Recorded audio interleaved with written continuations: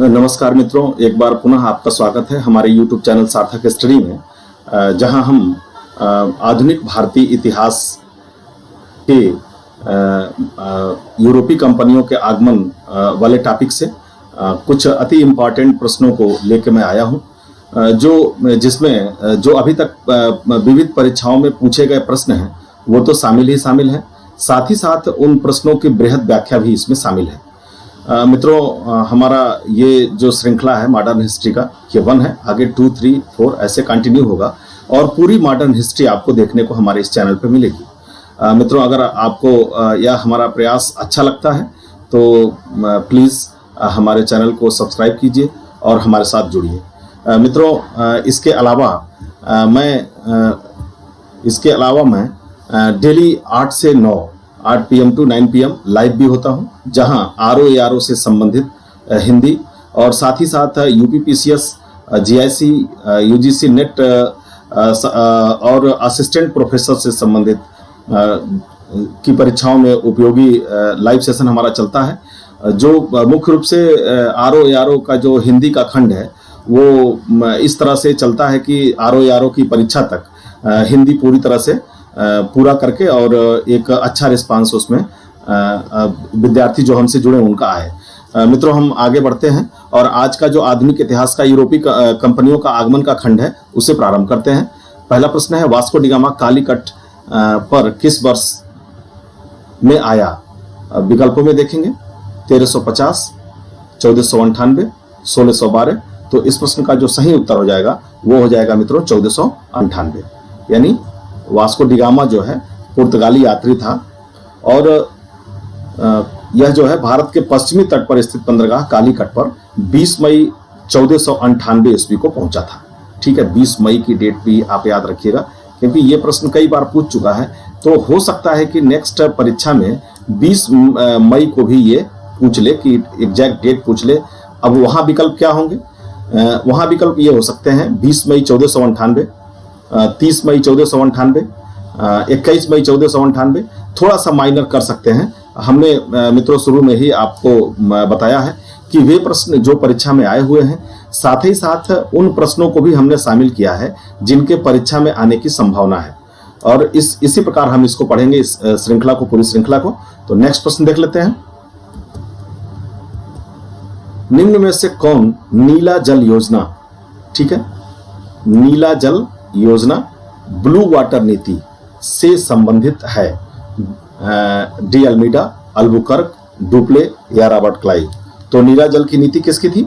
तो ये थी फ्रांसिस्को डी अल्मीडा की थी, जो पुर्तगाली थे। भारत में कालीकट, गोवा, दमन, दीव, हुगली के बंदरगाहों पर अपनी व्यापारिक कोठियां स्थापित किए थे।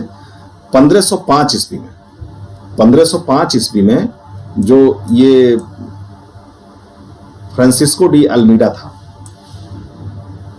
1505 ईस्वी में प्रथम पुर्तगाली वायसराय गवर्नर बनकर आया। अब व्यापारिक हितों के परिप्रेक्ष्य में हिंद महासागर में प्रभुत्व स्थापित करने के लिए कहां पे प्रभुत्व स्थापित करना चाहता था? हिंद महासागर में। और इसीलिए उसने क्या किया? ब्लू वाटर पॉलिसी की नीति का प्रतिपादन किया था। नेक्स्ट प्रश्न देखते हैं मित्रों। मध्यकाल में सर्वप्रथम भारत से व्यापार संबंध स्थापित करने वाले थे। पूछ रहा है कि मध्यकाल में सबसे पहले किसने भारत से व्यापार संबंध स्थापित किया? डच, अंग्रेज, फ्रांसीसी और पुर्तगाली? तो यहां हम देखेंगे कि सबसे पहले कौन आया था यहाँ पे? तो यहाँ पे सबसे पहले पुर्तगाली आए थे। हमने इसको देखा है पहले भी कि ये पुर्तगाली जो सबसे पहले आए थे वो 20 मई 1498 ईस्वी को आए थे। इनके पहले जो है कोई नहीं आया था। 1498 के बाद ही सारे आए। बाकी जैसे जो ईस्ट इंडिया कंपनी थी वो 1602 में आई थी। जो एक और कंपनी थी अंग्रेजों की, वो 1600 में आई थी। और जो डेन कंपनी थी वो 1616 में आई थी। और जो ओरिएंटलेस थी, कंपनी देश इंदसे ओरिएंटलेस, वो 1604 में आई थी। तो ये प्रश्न हो गया कि मध्यकाल में सर्वप्रथम भारत से व्यापार संबंध स्थापित करने वाले थे, तो कौन थे? तो वो पुर्तगाली थे। नेक्स्ट क्वेश्चन देखते हैं। पुर्तगाली उपनिवेश का प्रथम वायसराय कौन था? अभी हमने अपनी व्याख्या में पढ़ा है कि इसका प्रथम वायसराय कौन था। ठीक है, तो कौन हो जाएगा इसमें? इसमें किसी व्याख्या की जरूरत नहीं है। फ्रांसिस्को डी अल्मीडा था, यह प्रथम वायसराय था और इसने हिंद महासागर में प्रभुत्व स्थापित करने के लिए ब्लू वाटर नीति जो थी, नीले जल की नीति इन्होंने लगाई थी। नेक्स्ट प्रश्न देख लेते हैं। निम्नलिखित में से किसने वास्को डिगामा का कालीकट में स्वागत किया? जो प्रथम पुर्तगाली यात्री था जिसने भारत की खोज की, वास्को डिगामा ने, वो कालीकट तट पे जब पहुंचा था तो वो कौन था जो जिसने इसका स्वागत किया था? यह प्रश्न में है। तो कौन स्वागत किया था? तो ये आप विकल्पों में देखेंगे, Gaspar Korea, Albuquerque. Gaspar Korea कोई ऐसा भारत में है नहीं कि जो करेगा, ठीक है। अल्बुकर्क उन्हीं का है तो वो करेगा नहीं। डान अल्मेदा है नहीं, तो यहाँ पे हम देखेंगे जमोरिन था, ठीक है। हम जमोरिन के बारे में अब देख लेते हैं। इसने क्या किया था? कालीकट पे वास्को डिगामा का स्वागत किया था। जमोरिन जो है वहाँ जब कालीकट के तट पे पहुंचा तो कालीकट का जो तत्कालीन शासक था वो जमोरिन था और इसने वास्को डिगामा का स्वागत किया। नेक्स्ट प्रश्न देख लेते हैं। नेक्स्ट प्रश्न में हम देखेंगे कि यहाँ पे कुछ होमवर्क भी है। हम देखेंगे Vasco da Gama, Christopher Columbus, Captain Cook, Tasman, और इधर हम देखेंगे देश है स्पेन, पुर्तगाल, हॉलैंड और ब्रिटेन। और यह पूछ ही रहा है कि समुद्री यात्री और देश, कौन सा समुद्री यात्री किस देश का था? तो यहां हम लगाने का प्रयास करेंगे। वास्को डिगामा कहां का था? जैसा कि यहां पे आप देख रहे हैं लगा भी है, ये पुर्तगाल का था। अभी इसके बारे में हम लोग पढ़ रहे थे। क्रिस्टोफर कोलंबस कहां का था? ये स्पेन का था, ठीक है। और कैप्टन कुक कहां का था? तो ये ब्रिटेन का था। जैसे आप देखते हैं आज भी क्रिकेट खिलाड़ियों के नाम इनके नाम पे मिल जाते हैं, तो ये ब्रिटेन का नाम है, इस तरह से आसानी से याद कर सकते हैं। और तस्मान हॉलैंड का था। तो इस तरह हम देखेंगे कि जो विकल्पों में दिख रहा है 2 1 उसके बाद से 4 3, तो 2 1 4 3 जिस विकल्प में होगा, यानी ये बी ऑप्शन इसका सही हो गया, करेक्ट आंसर हो गया। वास्को डिगामा भारत, पुर्तगाली, कोलंबस अमेरिका, स्पेन। ये एक प्रश्न और बनता है कि कौन सा यात्री किस देश का है? अभी तो यहाँ ये देश से संबंधित ही प्रश्न है।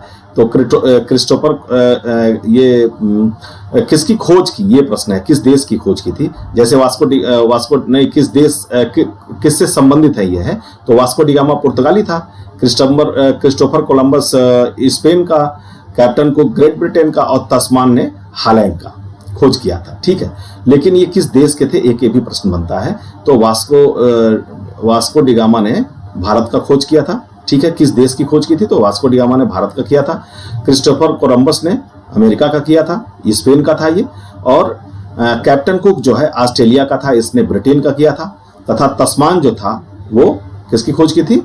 ये हॉलैंड का था। और ये खोज किसी किया था? ये हॉलैंड का था और इसने खोज किया था न्यूजीलैंड का। तो यहां से 2 प्रश्न हमको देखने को मिलते हैं। पहला प्रश्न ये कि ये किस देश के निवासी थे, और दूसरा प्रश्न ये कि ये किस किस देशों की खोज की है। तो यहाँ से 2 प्रश्न उत्तर मिलते हैं। नेक्स्ट प्रश्न देख लेते हैं। शक्ति का वास्तविक संस्थापक कौन था? अभी तक हमने देखा कि प्रथम पुर्तगाली गवर्नर कौन था, और यहाँ हम देख रहे हैं कि वास्तविक संस्थापक कौन था, ठीक है। तो जो संस्थापक होता है, जनरली जो स्थापित करता है, उससे जो चीजें नहीं हो पाती है, चूंकि शुरुआती दौर होता है। तो अभी हमने जो देखा है, जो प्रथम वो गवर्नर देखा है, तो वो किसको देखा है? पुर्तगाली प्रथम वायसराय किसको देखा? तो अल्मीडा को देखा। और यहाँ पुर्तगाली शक्ति का वास्तविक संस्थापक पूछा है। दोनों जगह 2 क्वेश्चन है। जब प्रश्न में यह आएगा कि कौन पुर्तगाली प्रथम वायसराय था, तो वहां फ्रांसिस्को डी अल्मीडा होगा। लेकिन वास्तविक संस्थापक की बात जब आएगी तो वहां उत्तर क्या हो जाएगा? वहां उत्तर आपका अल्बुकर्क हो जाएगा। जो भारत में पुर्तगाली शक्ति का वास्तविक संस्थापक जो है अल्बुकर्क था। अब अल्बुकर्क कब से कब तक था, थोड़ा सा ये भी जान लेते हैं। तो अल्बुकर्क का जो टाइम है वो 1509 से 1515 है। 1509 से था ये, और कब तक था? तो ये 1515 तक था, इसका कार्यकाल है। ये भी ध्यान रखने वाली चीज है, क्योंकि इससे संबंधित भी कंसेप्टुअल प्रश्न जो है बन सकते हैं और वो परीक्षा में पूछे जा सकते हैं। तो ये 1509 से 1515 तक, ये 9 गलत हो गया, इसको निकालना था। 1509 से 1515 तक इसका कार्यकाल था। इसने भारत में एक प्रादेशिक शक्ति के रूप में पुर्तगाली राज्य की स्थापना की फरवरी 1510 में। इसके साथ और देखिए क्या जुड़ा हुआ है। 1510 में क्या हुआ? 1510 में 1510 में ये जो है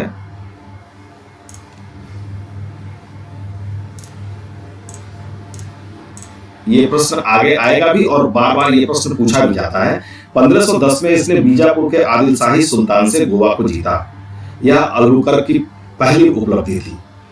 गोवा विजय ने दक्षिण पश्चिम समुद्र पर पुर्तगाली नौसैनिक का प्रभुत्व जो है स्थापित कर दिया।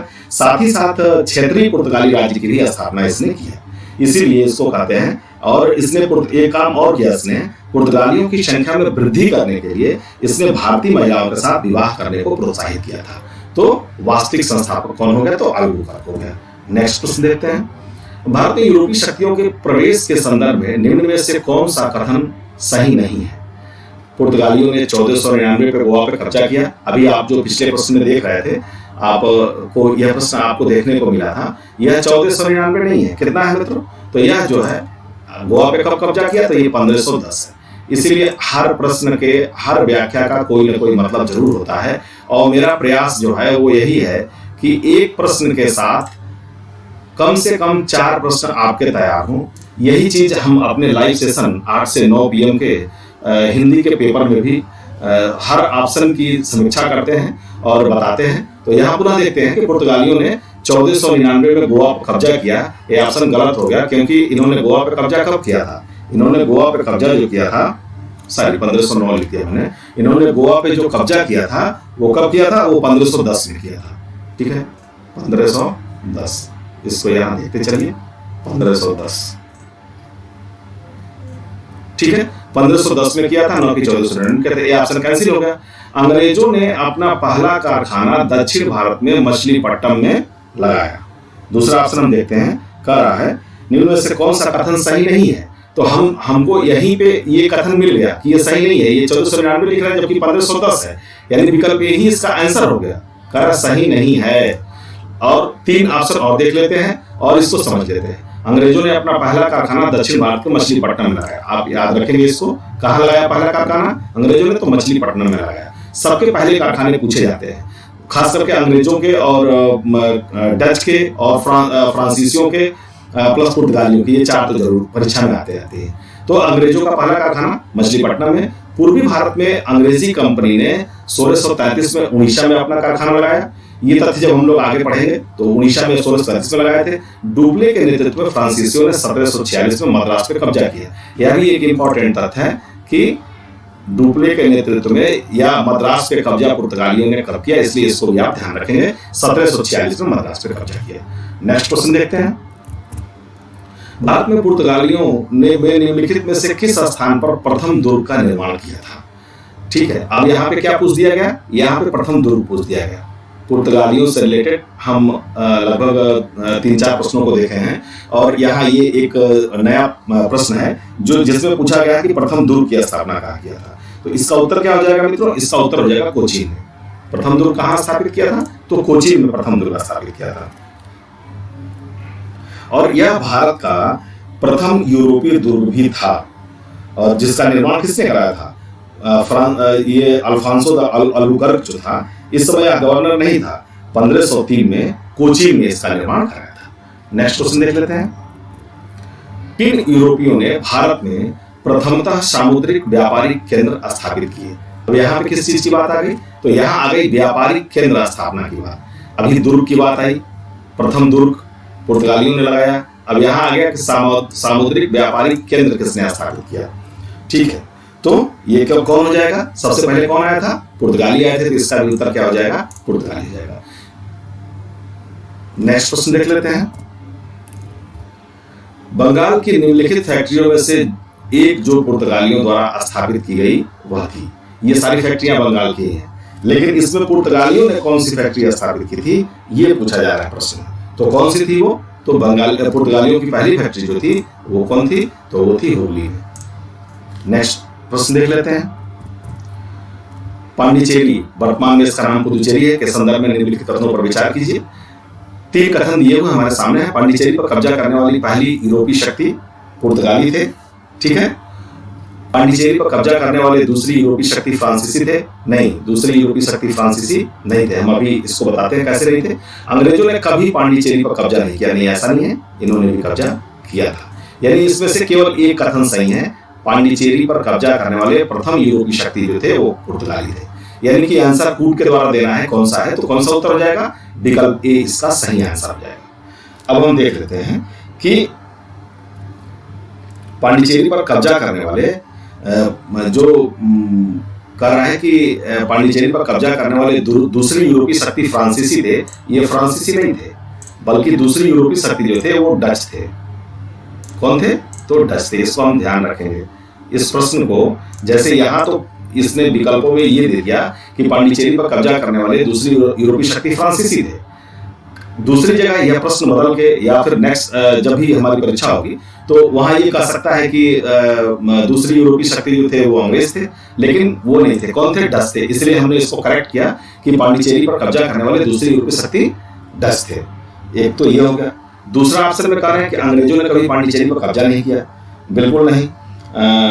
जो अंग्रेजों ने पांडिचेरी पर 1793 में कब्जा कर लिया था और फिर 1814 में पेरिस की संधि के तहत इसे फ्रांस को सौंप दिया था। यानी कि अंग्रेजों ने कब्जा किया था 1793 में, तो कब्जा नहीं किया ये बात गलत हो गई। कब कब्जा किया था, 1793 में अंग्रेजों ने कब्जा किया था और बाद में इसे क्या किया था, बाद में इसे फ्रांसीसियों को सौंप दिया था। तो ये भी कथन इस तरह से गलत हुआ था। 1793 में इन्होंने पांडिचेरी पर कब्जा कर लिया था। नेक्स्ट प्रश्न देखते हैं मित्रों। हुगली को बंगाल की खाड़ी में समुद्री लूटपाट के लिए किसने अड्डा बनाया था? बहुत ही शानदार सा प्रश्न है कि हुगली को बंगाल की खाड़ी में समुद्री लूटपाट के लिए किसने अड्डा बनाया था। तो ये कौन थे, ये प्रथम जो आए थे यही पुर्तगाली जो थे, यही इन्हीं लोगों ने लूटपाट का अड्डा बनाया था। नेक्स्ट प्रश्न देख लेते हैं। निम्नलिखित में से कौन कलकत्ता का संस्थापक था? बार बार विभिन्न परीक्षाओं में यह प्रश्न पूछा जाता है। तो कौन था कलकत्ता का संस्थापक? कलकत्ता का संस्थापक जो है वो जाप चारनाथ था। विकल्प बी इसका सही आंसर है। नेक्स्ट क्वेश्चन देख लेते हैं। भारत के साथ व्यापार के लिए सर्वप्रथम संयुक्त पूंजी कंपनी किन लोगों ने आरंभ की? कह रहा है कि संयुक्त पूंजी कंपनी किन लोगों ने आरंभ की भारत के साथ व्यापार के लिए? तो कौन हो जाएगा संयुक्त पूंजी कंपनी आरंभ करने वाला? तो सर्वप्रथम संयुक्त पूंजी कंपनी जो आरंभ हुई थी वो किसने की थी? तो डचों ने की थी।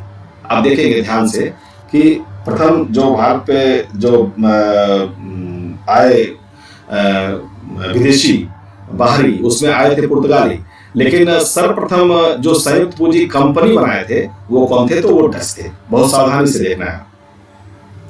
17वीं शताब्दी के प्रारंभ में हॉलैंड एक शक्तिशाली राष्ट्र या राज्य नहीं बना था, केंद्रीय जिसका केंद्र भी शक्तिशाली नहीं था।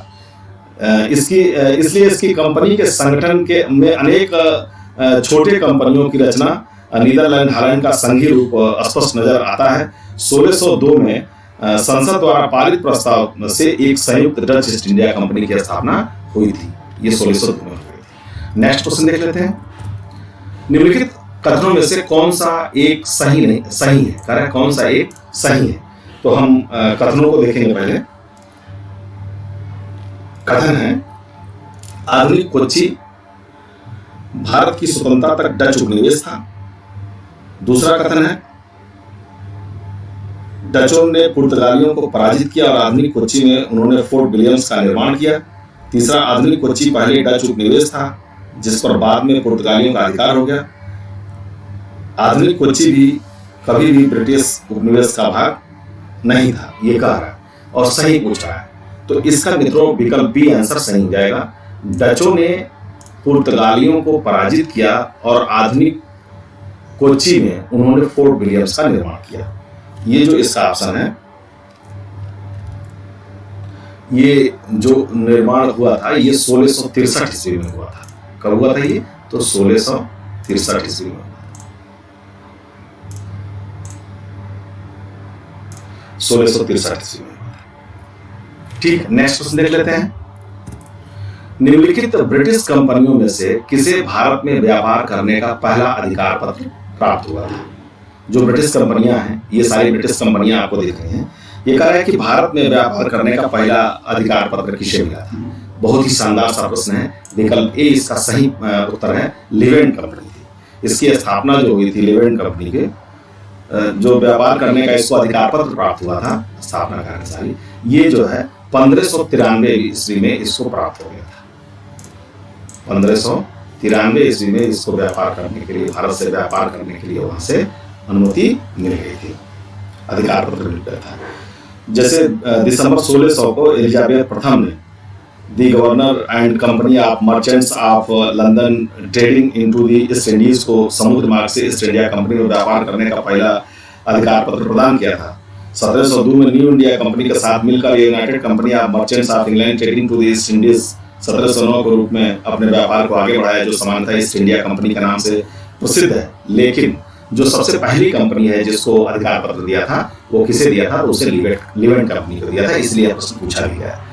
अगला देखते हैं मित्रों, लंदन में ब्रिटिश ईस्ट इंडिया कंपनी के गठन के समय भारत में निम्नलिखित में से कौन सा बादशाह था? जिस समय ये ब्रिटिश ईस्ट इंडिया कंपनी का गठन हो रहा था उस समय पूछ रहा है कि भारत का बादशाह कौन था। अभी ये कंपनी वहां लंदन में बन रही थी और यहाँ जो बादशाह थे उस समय वो कौन थे? तो उस समय बादशाह अकबर थे। 1599 में लंदन में कुछ व्यापारी लॉर्ड मेयर की अध्यक्षता में एक सभा आयोजित किए और इसमें पूर्वी द्वीप समूह के साथ व्यापार करने की योजना तैयार की। इन व्यापारियों ने पूर्व के देशों के साथ व्यापार करने के आशय से 1599 में एक कंपनी का गठन किया। इसका नाम governor and company of merchants of London trading into the East Indies रखा गया। इस दौरान जो भारत का बादशाह था, क्योंकि आप देख रहे हैं कि ये जो कंपनी का गठन हो रहा है वो कब हो रहा है? तो मैंने बताया कि ये 1599 में हो रहा है, ठीक है, 1599 में। इस प्रश्न को सही से लगाने का और याद करने का एक और तरीका है। और जो भारत में बादशाह अकबर का कार्यकाल है वो कब से कब तक है? तो ये कार्यकाल इनका होता है 1556 से। अब जब मुगल हिस्ट्री हम लोग पढ़ेंगे तो वहां इसको देखेंगे, सबका कार्यकाल बहुत विस्तार से देखेंगे। 1556 से 1605 तक यहाँ पे अकबर मुगल बादशाह रहता है। इस प्रश्न को ऐसे निकालते हैं, जैसे अगर हमको दोनों का डेट पता है अप्रॉक्सीमेट, तो हम इस प्रश्न को बहुत आसानी से हल कर लेंगे। 1599 में कंपनी का वो हो रहा है और यहाँ पे जो कार्यकाल है अकबर का वो 1556 से 1605 है। हमने यहाँ ईस्ट इंडिया कंपनी के गठन के समय भारत के बादशाह को तो देखा ही कि कौन था, साथ ही साथ हमने इस बादशाह का कार्यकाल भी देखा कि इस बादशाह का कार्यकाल क्या है, तो 1556 से 1605। और ब्रिटिश ईस्ट इंडिया कंपनी जब लंदन में बन रही थी उस समय का भी टाइम देखा, तो हमने क्या देखा? 1599। नेक्स्ट प्रश्न देख लेते हैं मित्रों। भारत में 1613 में अंग्रेजों ने अपनी पहली फैक्ट्री कहाँ स्थापित की? अब यहाँ क्या पूछ दिया? यहाँ पूछ दिया अंग्रेजों की पहली फैक्ट्री कहाँ स्थापित हुई थी। विकल्पों में आप देखेंगे तो इसमें कौन सा ऑप्शन सही मिलेगा आपको? डी, विकल्प डी, सूरत में क्या नाम है कि स्थापित हुई थी, जो पहली फैक्ट्री स्थापित हुई थी। इसके बारे में थोड़ा सा डिटेल से देख लेते हैं। कैप्टन विलियम हॉकिंस सूरत से मुगल दरबार में 1608 में पहुंचा, किंतु सूरत में फैक्ट्री स्थापना करने की अनुमति पाने में असफल रहा। 1611 में पुर्तगालियों के विरोध के बावजूद कैप्टन मिडल्टन सूरत के समीप स्वाली पहुंचा और मुगल गवर्नर से वहां व्यापार करने की अनुमति पाने में सफल हो गया। कैप्टन बेस्ट द्वारा सूरत के बंदरगाह की विजय ने पुर्तगाली एकाधिकार की निरंतरता को भंग किया। तो ये घटना थी। तदुपरांत अंग्रेजों ने सूरत में 1613 में अस्थायी रूप से एक फैक्ट्री स्थापित की। यहाँ अंग्रेजों ने अपने व्यापार को देश के दूसरे भागों में फैलाया तथा शीघ्र ही अहमदाबाद, बुरहानपुर, अजमेर, आगरा में सहयोगी फैक्ट्रियों को स्थापना की गई। तो प्रश्न था कि 1613 में अंग्रेजों ने अपनी पहली फैक्ट्री कहाँ स्थापित की थी? तो अंग्रेजों ने अपनी पहली फैक्ट्री जो 1613 में स्थापित की थी वो सूरत में स्थापित की थी। नेक्स्ट क्वेश्चन देख लेते हैं। ईस्ट इंडिया कंपनी की प्रथम फैक्ट्री स्थापित की गई। सेम प्रश्न है, दूसरे रूप में पूछा गया है, तो कहाँ स्थापित की गई? सूरत में स्थापित की गई। नेक्स्ट क्वेश्चन देख लेते हैं। निम्नलिखित में से किस अंग्रेज अधिकारी ने पुर्तगालियों को स्वाली के स्थान पे हराया? अब यहाँ इस प्रश्न में हम उत्तर तो देखेंगे ही देखेंगे कि स्वाली के स्थान पे हराया किसको, तो किसको हराया था? तो पहले ही देख लेते हैं हम इसको। विकल्प बी इसका सही आंसर, थॉमस बेस्ट को हराया था,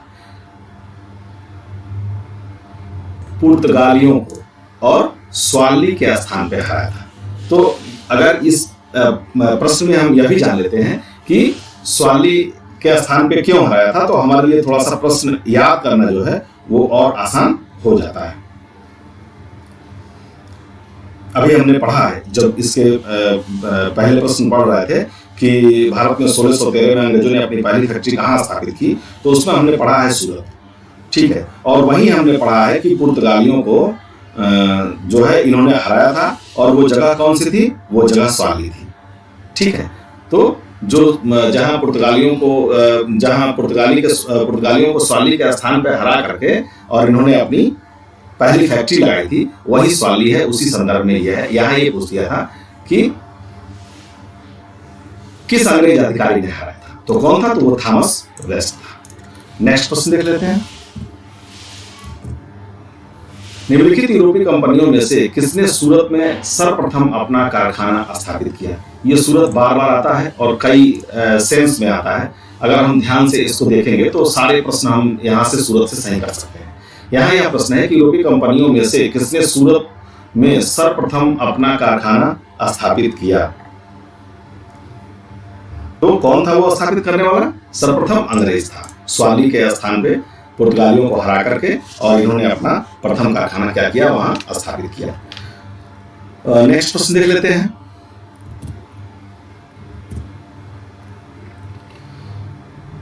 सोलह सौ 13 में अंग्रेजी ईस्ट इंडिया कंपनी को कहां एक कारखाना स्थापित करने की अनुमति मिली। पुनः वही प्रश्न है और यहां दूसरे रूप में पूछा गया है। कहां पे मिली, तो सूरत में मिली। 1613 में जहांगीर ने अंग्रेजों को सूरत में अस्थायी कारखाना स्थापित करने की अनुमति दी थी।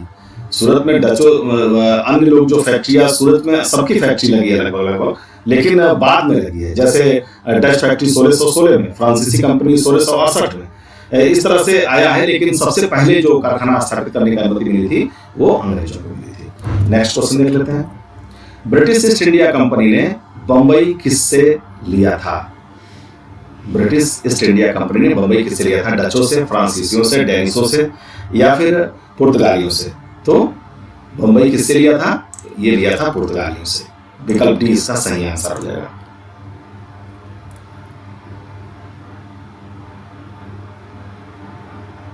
नेक्स्ट क्वेश्चन देख लेते हैं। ईस्ट इंडिया कंपनी के किस अंग्रेज गवर्नर को औरंगजेब द्वारा भारत से निष्कासित किया गया था। अब देखिए, ईस्ट इंडिया कंपनी अब तक यहाँ अपना काम फैला रही थी। अकबर के शासनकाल में ईस्ट इंडिया कंपनी वहाँ ब्रिटेन में बनी थी और यहाँ पहुँचते पहुँचते जहांगीर का शासनकाल आ गया था। अब हम जब मुगल शासक आगे बढ़ते हैं तो उसमें औरंगजेब जो है थोड़ा सा तेज मुगल शासक था। तो कह रहा है कि ईस्ट इंडिया कंपनी के किस अंग्रेज गवर्नर को, इसने क्या किया, अंग्रेज गवर्नर को भारत से ही निष्कासित कर दिया था। तो वो अंग्रेज गवर्नर कौन था, तो वो थे सर जॉन चाइल्ड, ठीक है। क्यों इनको निष्कासित किया था, इसको देख लेते हैं। जॉन चाइल्ड ने 1688 में बंबई और पश्चिमी समुद्री तट पर मुगल बंदरगाहों पर घेरा डाला तथा मक्का जाने वाले हज यात्रियों को बंदी बनाने का प्रयास किया। फलस्वरूप फलस्वरूप औरंगजेब ने भारत से निष्कासित करने का आदेश दिया था। मुगल शासक औरंगजेब के सामने उसे विवश होना पड़ा और अंततः उसे माफी मांगनी पड़ी। ये अंग्रेज गवर्नर क्या कर रहे थे, ये इन्होंने क्या किया कि पश्चिमी समुद्र तट के बंदरगाहों पर घेरा डाल दिया और मक्का जाने वाले हज यात्रियों को बंदी बनाने का प्रयास किया। इसीलिए औरंगजेब ने इनको भारत से निष्कासित करने के लिए कहा था। नेक्स्ट क्वेश्चन देखते हैं। निम्नलिखित में से प्रथम कर्नाटक युद्ध का कौन सा तात्कालिक कारण है। तो इसमें जो प्रथम तात्कालिक कारण होगा, प्रथम कर्नाटक युद्ध का जो तात्कालिक कारण हो जाएगा वो कौन सा हो जाएगा, तो वो हो जाएगा अंग्रेजों द्वारा फ्रांसीसियों के जहाजों का अधिग्रहण।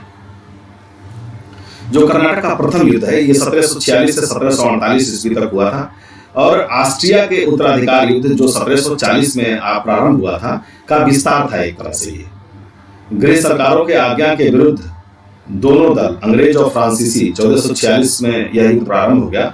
अंग्रेज कैप्टन बर्नेट के नेतृत्व में अंग्रेजी सेना द्वारा कुछ फ्रांसीसी जहाजों पर अधिकार कर लिया गया जो इस युद्ध का तात्कालिक कारण था। नेक्स्ट क्वेश्चन देख लेते हैं। कर्नाटक युद्ध किन किन के मध्य लड़ा गया, अभी आपने पढ़ा है, ठीक है, कि कौन कौन थे, अंग्रेज और फ्रांसीसी। तो यहाँ उत्तर क्या हो जाएगा, विकल्प ए इसका सही उत्तर हो जाएगा, अंग्रेज और फ्रांसीसी। नेक्स्ट क्वेश्चन देख लेते हैं। ये बहुत ही इंपॉर्टेंट कर्नाटक युद्ध है और इससे बार बार प्रश्न पूछे जाते हैं, कूट के रूप में भी पूछे जाते हैं और अन्य भी प्रश्न पूछे जाते हैं। यहाँ ये हमको दिया है कि प्रथम कर्नाटक युद्ध, तृतीय कर्नाटक युद्ध, द्वितीय कर्नाटक युद्ध और प्रथम मैसूर युद्ध। तो अगर जैसे यहाँ आप प्रथम मैसूर युद्ध देख रहे हैं, प्रथम मैसूर युद्ध को 1 मिनट के लिए अलग कर दीजिए। आप प्रश्न को हल करने का जो सही मेथड है उस पर हम प्रकाश डालना चाहते हैं, क्योंकि ये दूसरी घटना है, ठीक है। तो इसको हम हटा देते हैं। अभी हम दिखाते हैं कि हमने क्यों इसको हटाया है। अब हमारे सामने आ गया प्रथम कर्नाटक युद्ध, द्वितीय कर्नाटक युद्ध, तृतीय कर्नाटक युद्ध। जो प्रश्नों में बड़े ही चालाकी से प्रथम, द्वितीय और तृतीय न करके प्रथम, तृतीय और द्वितीय कर दिया गया। यानी अगर हमको कर्नाटक युद्ध तैयार है तो हम इस प्रश्न को हल कर सकते हैं। मैसूर युद्ध का यहाँ कोई जरूरत नहीं है, विकल्प डी के रूप में शामिल जरूर किया गया है, लेकिन हम इसके बिना भी इस प्रश्न को लगा सकते हैं। तो देखिए, प्रथम कर्नाटक युद्ध में क्या हुआ था? तो प्रथम कर्नाटक युद्ध में ही क्या हुआ था? एक्स-ला चैपल की संधि से इसका युद्ध का अंत हुआ था। यानी विकल्प 4 हो गया। विकल्प 4 सिर्फ एक में हमको दिख रहा है, यानी प्रश्न का उत्तर यही से गया। अगर प्रथम कर्नाटक युद्ध का अंत कैसे हुआ था, कौन सी संधि हुई थी प्रथम कर्नाटक युद्ध में, तो एक्स-ला चैपल की संधि हुई थी, ये हमको पता है। तो यही इस प्रश्न का उत्तर लग गया। द्वितीय कर्नाटक युद्ध में क्या हुआ था? द्वितीय कर्नाटक युद्ध जो था वो अनिर्णायक था, यानी 3, ठीक है। सी का क्या होगा? 3 होगा। देखिए यहाँ मिल गया सी का 3। और तृतीय कर्नाटक युद्ध में क्या हुआ था? तो इसमें पेरिस की संधि से अंत हुआ था। पेरिस की संधि में कहाँ दिख रही है? ये पेरिस की संधि में यहाँ दिख रही है, यानी कि अब आप देखिए 431 से कितना भी डिफिकल्ट होगा यह प्रश्न, ये लग जाएगा। यानी कि मैसूर की घटना अगर अलग की है, इसको भी जान लेते हैं। प्रथम मैसूर युद्ध में क्या हुआ था? तो प्रथम मैसूर युद्ध में जानते हैं, बहुत ही इंपॉर्टेंट है, ब्रिटिशों की हार हो गई थी, यानी कि 2 उसका हो जाएगा उत्तर, और 2 यहाँ पे है भी, तो इसका सही उत्तर है। लेकिन इस तरह के कूट के प्रश्नों में अगर कोई चीज इस तरह की आती है जो बिल्कुल उस प्रश्न में अलग से जोड़ी गई है, तो आप उसको बाहर करके भी, अगर आपको कर्नाटक युद्ध तीनों पता है और कर्नाटक युद्ध से होने वाली संधियां पता है, तो आप बिल्कुल इस प्रश्न को हल कर सकते हैं। नेक्स्ट प्रश्न की तरफ बढ़ जाते हैं। निम्नलिखित में से कौन सा प्रथम यूरोपियन व्यक्ति था जिसने भू क्षेत्र अर्जित करने के उद्देश्य से भारतीय राजाओं के झगड़ों में भाग लेने की नीति आरंभ की? तो कौन था ये? तो ये डुप्ले था। ये विकल्प बी इसका सही आंसर है। डुप्ले ने पहली बार यह हथकंडा प्रयोग किया था भारत को जीतने के लिए और अंग्रेजों के मार्गदर्शक बने। इसने पहली बार यूरोपीय सेना को भारतीय राज दरबारों में भारतीय व्यय पर नियुक्त करवाया था। पहली बार यूरोपीय हितों के लिए भारतीय राजनीति में हस्तक्षेप किया। भारत में यूरोपीय साम्राज्य की नींव रखी। मलेसन ने इसके बारे में लिखा भी है कि उसकी योजनाओं का प्रभाव उसके जाने के पश्चात भी रहा। वह भूमि जिसे उसने अपनी सूझबूझ से जोता तथा उर्वर बनाया और वह क्षमता जो उसने दर्शाई, उसके लौटने के तुरंत पश्चात उसके प्रतिद्वंदियों ने उपयोग की और उसे अत्यधिक लाभ उठाया। तो ये जो भू क्षेत्र अर्जित करने का उद्देश्य से भारतीय झगड़े में उसने भाग लिया था, तो वो कौन था? तो वो डुप्ले था। नेक्स्ट प्रश्न की तरफ बढ़ जाते हैं। भारत में फ्रांसीसियों ने अपना सबसे पहला कारखाना निम्न स्थान में से कहाँ लगाया? मैंने इसके पहले ही इसी वीडियो में आपको बताया है कि ये प्रश्न बनता है कि पहला कारखाना कहाँ पे, निम्न स्थानों में से कहाँ पे लगाया था। अब वहां अंग्रेजों का पूछा था, सूरत था ऑप्शन में। यहाँ किसका पूछा है? यहाँ फ्रांसीसियों का पूछा है। तो फ्रांसीसियों का पहला कारखाना कहाँ पे लगा था? तो इनका भी जो पहला कारखाना लगा था वो सूरत में ही लगा था। थोड़ा सा अगर हम जैसे जब प्रश्न आएंगे तो वहां दोनों विकल्प में नहीं होगा, कोई एक ही विकल्प में होगा। जो लुई 14वें थे, इनके जो मंत्री थे कालवर्ट, ये 1664 ईस्वी में फ्रेंच ईस्ट इंडिया कंपनी की स्थापना की। फ्रांसीसी कंपनी का निर्माण राज्य द्वारा हुआ था और राज्य ही इसका सारा खर्च देता था। 1667 ईस्वी में फ्रांसिस कैरो के नेतृत्व में एक अभियान दल भारत के लिए आया, जिसने 1668 ईस्वी में सूरत में अपने पहले व्यापारिक कारखाना की स्थापना की। तो फ्रांसीसियों का भी पहला कारखाना जो लगा था वो कहाँ लगा था? सूरत में ही लगा था। नेक्स्ट क्वेश्चन को देख लेते हैं। फ्रांसीसी ईस्ट इंडिया कंपनी स्थापित हुई थी, किसके समय में हुई थी? तो अभी आपने पढ़ा है कि उस समय कौन था? तो लुई 14वें थे। विकल्प ए इसका सही आंसर हो जाएगा। इन्हीं के मंत्री कालवर्ट थे जिन्होंने इस कंपनी की स्थापना की थी। किसके? लुई 14वें के। अगला प्रश्न देखते हैं। निम्नलिखित में से किसे भारत में फ्रांसीसी कंपनी का संस्थापक माना जाता है? सेम प्रश्न है, थोड़ा सा उसको प्रश्न पूछने के तरीके को उलट दिया गया है। तो कौन था? हम इसको पढ़ रहे हैं कि लुई 14वें के मंत्री कालवर्ट पढ़ रहे हैं ना बार बार, विकल्प सी इसका सही आंसर हो गया। कब? तो ये 1664 में। ये सन भी इंपॉर्टेंट है, ये भी आपको कूट के द्वारा मिलाने को आगे मिलेगा। कब किए थे? तो ये 1664 में किए थे। ठीक है, अगला देखते हैं। बंगाल में निम्न में से कौन सा कारखाना डचों ने स्थापित किया था? अब आप किसका आ गया? डचों का आ गया कारखाना। ठीक है, तो कौन सा कारखाना हो जाएगा डचों का? ये हो जाएगा आपका चिंसुरा। डचों की बंगाल में जो पहली कंपनी पिपली में 1627 में स्थापित हुई थी, इसके कुछ दिनों बाद डच पिपली से बालासोर चले गए, परंतु बंगाल में डचों का व्यापार सही ढंग से 1653 में तब शुरू हुआ जब उन्होंने चिंसुरा में अपनी कंपनी स्थापित कर दी। मित्रों, यहाँ एक प्रश्न और हो सकता है कि यह चिंसुरा कहाँ स्थित है। जैसे यहाँ पूछा है कि बंगाल में निम्न में से कौन सा कारखाना डचों ने स्थापित किया था, तो चिंसुरा किया था, ये प्रश्न है। अब हो सकता है कि बंगाल में नहीं, अब ये हो सकता है कि डचों द्वारा स्थापित कारखाना चिंसुरा किस स्थान पे स्थापित किया गया था, तो वहां हमारा जो उत्तर होगा वो क्या हो जाएगा? बंगाल हो जाएगा। इसको हमको ध्यान रखना है। नेक्स्ट प्रश्न देख लेते हैं। फ्रांसीसी दक्कन में शक्ति आंदोलन स्थापित करने में असफल रहे क्योंकि, अब आप देखिए, दुबले सक्षम सेनापति नहीं था, अंग्रेजों की फौज शक्तिशाली थी, भारतीय लोग फ्रांसीसियों को पसंद नहीं करते थे, पांडिचेरी सामरिक केंद्र था। इस प्रश्न का जो सही उत्तर हो जाएगा वो ये हो जाएगा, अंग्रेजी फौज शक्तिशाली थी। फ्रांसीसी दक्कन में शक्ति आंदोलन स्थापित करने में असफल रहे क्योंकि अंग्रेजी फौज क्या थी? शक्तिशाली थी। डुप्ले सक्षम सेनापति नहीं था, यह कहना उचित नहीं होगा, वो बहुत तेज था। भारतीय लोग फ्रांसीसियों को पसंद करते या नहीं करते इससे कोई फर्क नहीं पड़ता। और पांडिचेरी सामरिक केंद्र था, ये भी इससे मतलब नहीं है। पांडिचेरी के सामरिक केंद्र होना अलग चीज है और फ्रांसीसी दक्कन में आंदोलन शक्ति आंदोलन स्थापित करने में असफल रहे, ये अलग चीज है। वो इसलिए असफल रहे क्योंकि अंग्रेज शक्तिशाली थे। नेक्स्ट प्रश्न देख लेते हैं मित्रों। निम्न यूरोपीय शक्तियों ने भारतीय व्यापार में समय समय पर प्रवेश किया। यहाँ ये पूछ लिया गया है कि कौन कंपनी किस तरह से आई थी, तो ये प्रश्न भी बार बार पूछा जाता है। तो सबसे पहले आप इसको जानिए कि सबसे पहले कौन आया था, तो सबसे पहले पुर्तगाली आए थे, हम पढ़ ही चुके हैं। और इसमें एक ऑप्शन केवल दिख रहा है जहां पुर्तगाली आए थे, यानी 4 ऑप्शन केवल यही दिख रहा है, यानी यहीं से इस प्रश्न का उत्तर लग गया। लेकिन हम याद करने के लिए इसको याद कर सकते हैं। सबसे पहले पुर्तगाली, पी, उसके बाद कौन आया? पुर्तगालियों के बाद डच आए, पी डी, उसके बाद कौन आया? तो अंग्रेज आए, ई, अंग्रेज कर लीजिए ऐसे, और उसके बाद यस कर लीजिए, PDEFS होता है, उसके बाद सारी फ्रांस कर लीजिए, फ्रांसीसी कर लीजिए, और तब उसके बाद लास्ट में यस कर लीजिए। और PDEFS अगर आपने याद कर लिया तो यह प्रश्न कहीं भी आएगा तो आप इस प्रश्न को तत्काल हल कर जाएंगे। PDEFS, इतना आपको याद करना है। नेक्स्ट प्रश्न देख लेते हैं मित्रों। नेक्स्ट में दिया 2 सूचियां हैं, मिलाने को दिया है। ये इनका मिलान किस प्रकार आप करेंगे, तो आप देखते हैं। पांडिचेरी जो थे, पांडिचेरी में कौन थे? इस प्रश्न के उत्तर को देखेंगे तो पांडिचेरी जो हो जाएगा वो क्या हो जाएगा?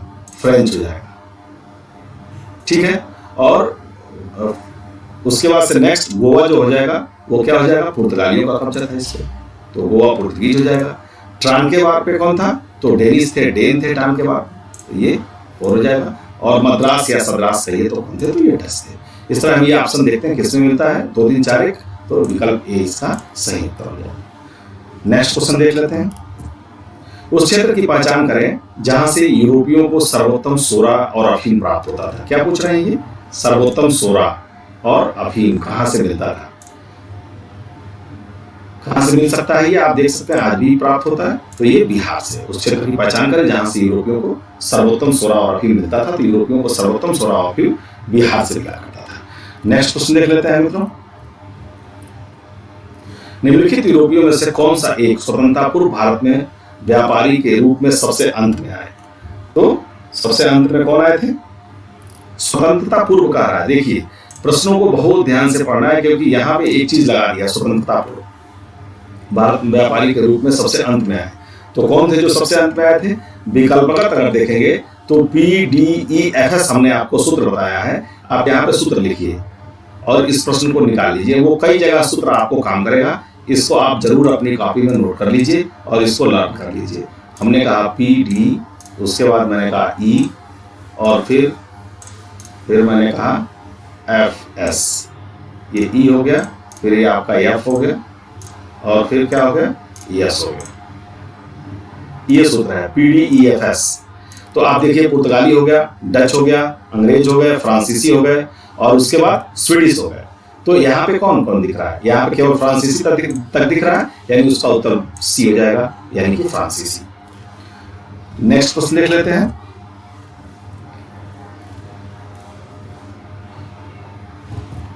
निम्नलिखित में से किन स्थानों पर डचों ने अपने व्यापारिक अड्डे स्थापित किए? यहाँ किसके व्यापारिक अड्डे पूछा है, तो यहाँ डचों के व्यापारिक अड्डे पूछा है। तो डचों ने व्यापारिक अड्डे किन स्थानों पर स्थापित किए थे?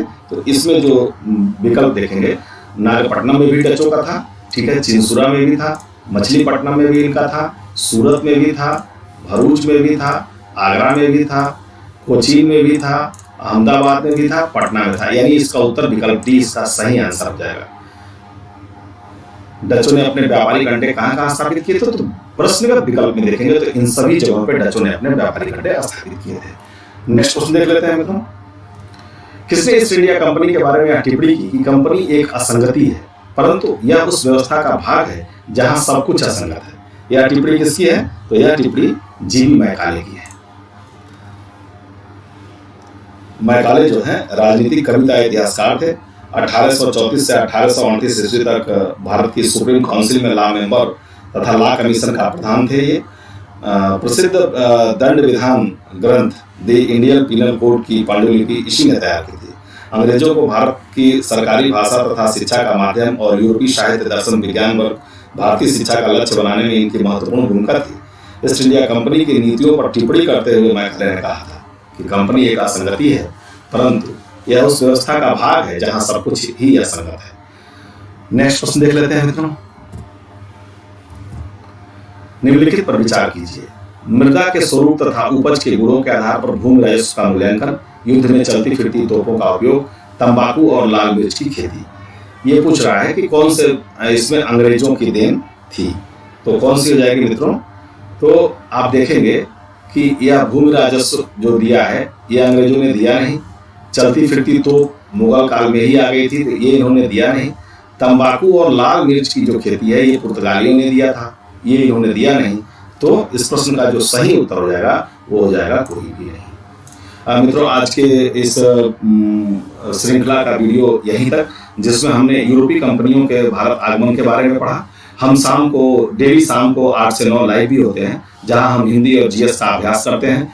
अगर आपको यह हमारा प्रयास अच्छा लगा हो तो हमारे चैनल को सब्सक्राइब कीजिए और बेल आइकन भी बजाइए, ताकि हमारे आने वाली वीडियो का नोटिफिकेशन आपको तत्काल मिल सके। साथ ही साथ हमारे साथ लाइव सेशन में शाम को आप अवश्य जुड़ें, जहां आपको और ज़्यादा फायदा मिलेगा, जहां हिंदी भी आप पढ़ सकेंगे और GS भी आप पढ़ सकेंगे। तब तक के लिए धन्यवाद, नमस्ते।